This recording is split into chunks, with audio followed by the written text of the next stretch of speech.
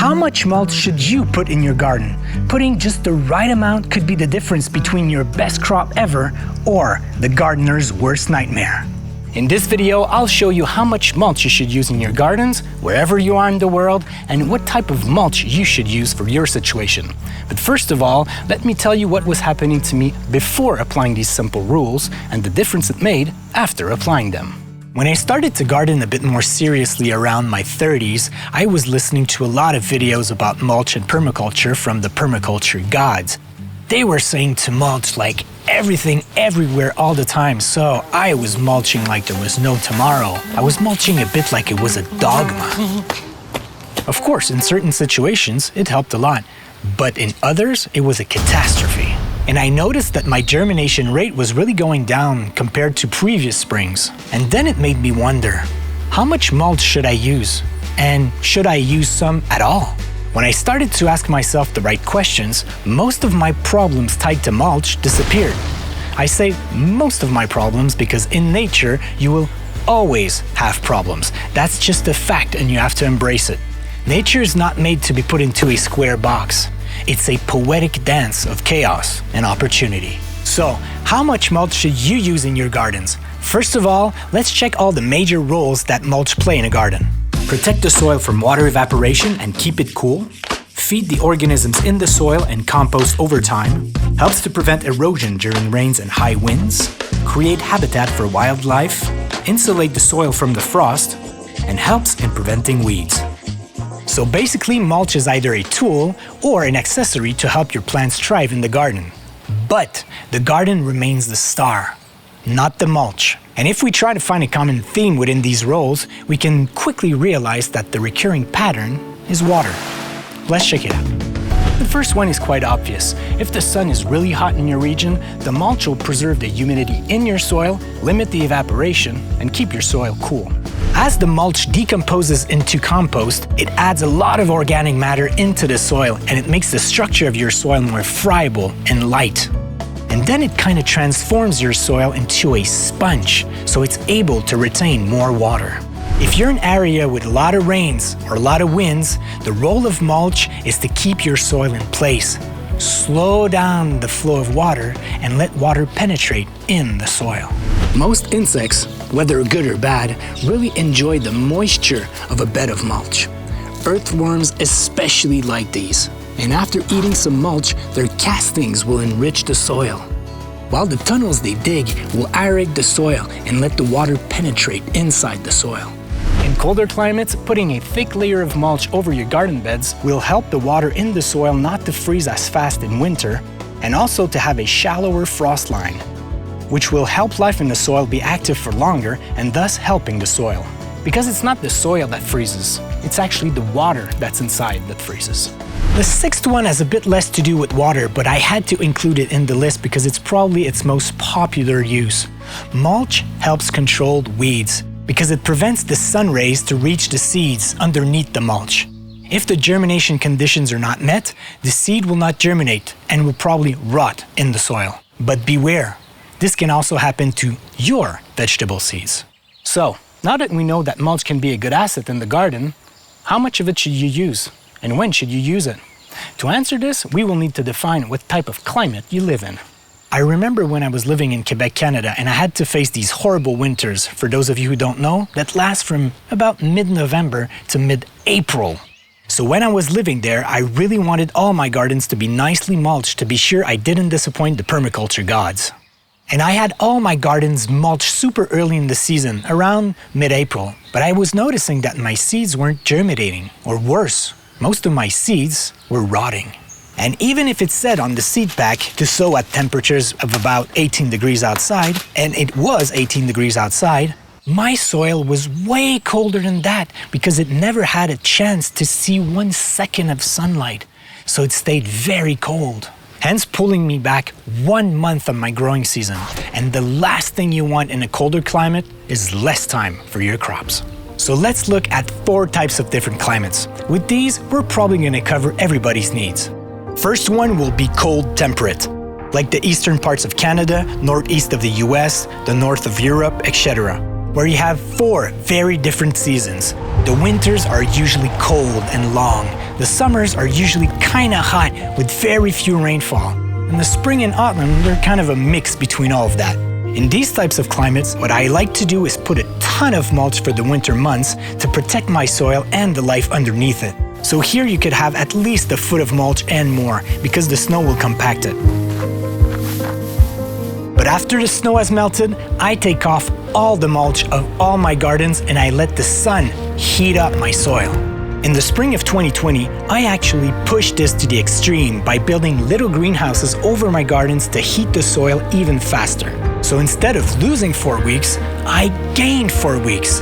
That's like 2 months difference. Then as the days are getting hotter, you can gradually add mulch in existing beds to help the soil retain its water during the drier and hotter months of summer.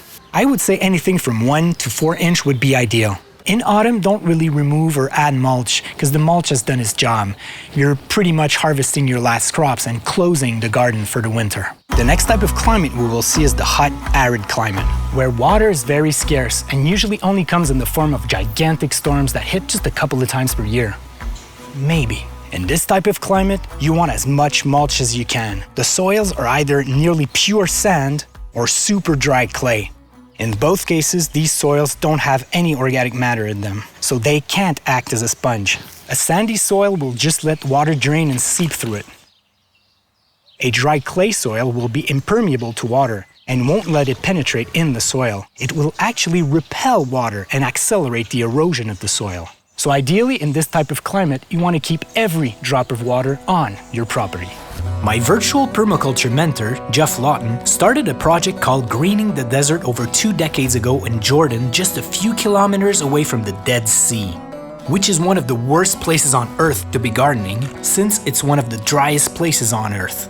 The way he used mulch in this project was actually quite clever. They dug big trenches and swales to be able to harvest the water from these big rain events and then completely filled them up with mulch to protect that precious water that fell into the ditches. This water would then attract life to help break down the mulch over time into organic matter that the soil truly needed. Over time, slowly transforming the soil into a sponge to be able to stock water. The funny part about this story is that months after they had put in the swales and mulch, someone from the project emailed Jeff in panic and told him that there was a big problem in the swales. Mushrooms had started to form. Jeff laughed and said that this is not a problem. This is actually a sign that your soil is getting healthy and that life has come back. Not only did mulch help transform the structure of the soil, but combined with water, it also made the salt content inert and insoluble, binding its molecules to the compost. But combined with water, it also made the salt content inert and insoluble, binding its molecules to the compost that was in the soil, making it more hospitable for roots. So in this type of climate, ideally always have your gardens mulch at all times in sunken beds, which would be the opposite of raised beds that we use in a temperate climate. And start your plants in a shaded nursery to then transplant them in a mulch sunken bed when they are mature enough. I would also add extra protection from the sun like a small tunnel and even have a drip irrigation system passing through the mulch to save as much water as I can. In a wet tropical climate, you have the opposite problem. If you live near the equator line, all your days are pretty much the same like the previous one, a bit like Groundhog Day. Every day has 12 hours of daytime and 12 hours of nighttime, and you usually get a big downpour of rain at the end of every afternoon. The closer you are to the equator, the less variations in seasons you will have. Further you are from it, the more intense the variations. So in these climates, drought is not an issue. You will never lack water. Quite the opposite, water can become a big problem. So the role of mulch here is really to prevent erosion from the rains and keep your soil in place. So I would put a minimal amount of mulch on my gardens and would grow all my crops on raised beds. I would just put enough mulch to be able to barely cover the ground. In these regions, I feel that mulch is more useful in your pathways than on your gardens, and that would give you 3 advantages. First of all, you protect the sides of your beds and keep them from falling apart over time with the heavy rains. You will also attract worms and other beneficial insects that will still do a great job to the soil by creating tunnels underneath the mulch in the pathways, but their job will also spread out to your gardens. The third and most appreciated role of mulch in this area is to keep your pathways quite clean and to avoid having them muddy. So for wet tropical regions, a little mulch on your gardens and a lot in your pathways. The continental climate is a bit like the temperate climate in terms of gardening and mulching. You have 4 seasons, but the variations from season to season, from day to day, or within the same day can be very extreme, because these regions are far from large bodies of waters, the oceans. And the thermal mass from these bodies of water regulate the temperature and the climate around them by redistributing the heat via infrared waves, which continental regions lack. This is the hardest region for me to be able to give you a precise indication of how much mulch you should use in your situation because it's very specific. But with all the information in this video, you should be able to ask yourself the right questions and to know what to observe. I would try and put a modest amount of mulch in the dry season, like 2 inches or so, and thin it out during heavy rain periods. But then again, you will need to observe what is happening in your region and what your plants and garden really need. Your soil doesn't dry up? Remove some mulch. You have to water every day? Add some mulch.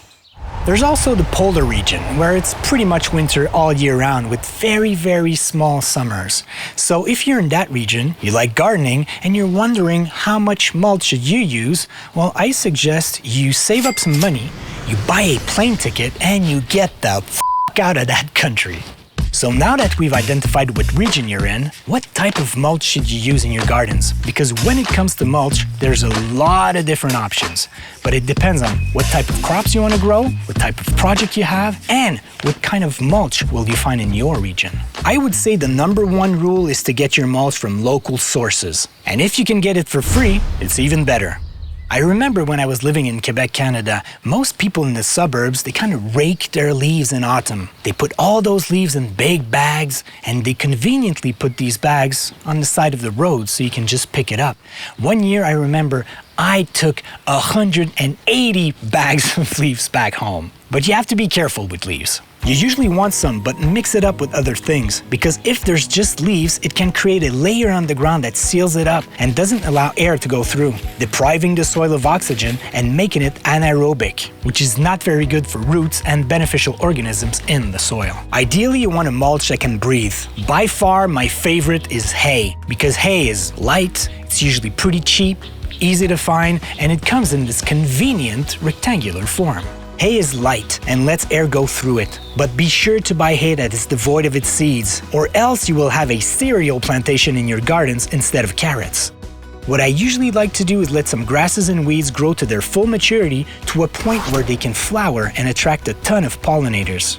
Especially those native weeds. Wherever you are in the world, usually these are the favorite of pollinators. So you can benefit of their presence to pollinate other crops, like your tomatoes or melons. And just before the weed plant goes to seed, you cut them down, so you maximize the amount of green material you're gonna use as mulch. For example, the big pile of mulch I used in my screenshot for this video, I cut everything down with a simple tool. And it took me about 20 minutes, which would be enough mulch for a small garden for a whole year for free. Okay, right now I'm lucky because I live in a subtropical climate, so organic matter is quite abundant. But even in an arid climate, you would be able to find some organic matter here and there by asking. Some people in the world see it as trash or just fuel for burning, so I feel it's a feasible task if you just put a bit more effort into it and ask around. Another point I want to make about mulch is what kind of project do you have? Is it just a small backyard garden, or is it the implementation of a full-scale food forest? Because if it's for crops or for trees, the mulch I would use would be a bit different. For gardens, I would go for a type of mulch that breathes well, that is easy to apply or remove, and that decomposes very fast. Hay, leaves, or grass will work great here. For trees, I prefer to use wood chips because they decompose way slower than hay. Wood chips are also great for mulching trees because they will turn into a compost that is fungi-based.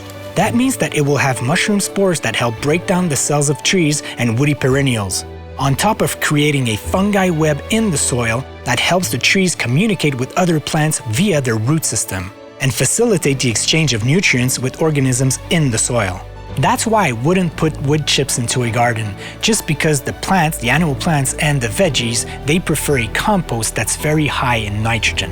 Adding wood chips in a veggie garden would actually rob some of that nitrogen from the plants to be able to decompose the wood over time. And the annual plants and veggies really need that nitrogen, especially during their vegetative growth. Of course, it's not going to be a disaster if you put wood chips in your garden, but it's just going to be a bit less optimal than if you put something like hay, leaves, or cut grass. Veggies will do just fine without that internet in the soil. I know it's a bit complicated, but if you look at nature, it's actually quite simple. If you go in a forest, what type of compost will you naturally find on the forest floor? A fungi-based compost, since most of the debris on the floor is wood from dead trees. And what type of natural compost would you find in a prairie? Well, mostly a bacterial type of compost, since it's mostly grasses and non-woody plants that litters the ground after they die. Not to forget all the herds of grazing animals that flock in to eat the grasses and leave their precious manure on the floor, which is by far the best way to build healthy and fertile soils. So to resume, if you're planting a tree or a food forest, I would go for wood chips, but don't go for conifers because they're too acid. And if you're going for a garden, then I would use something like hay, like dried leaves, or cut grass, because these have a higher content of nitrogen. And always try to source your mulch locally. I know that was a lot of information to digest, so if you want to see these tips applied in a garden, you can click here to watch the video I made about the garden I made from scratch, step by step. Ciao.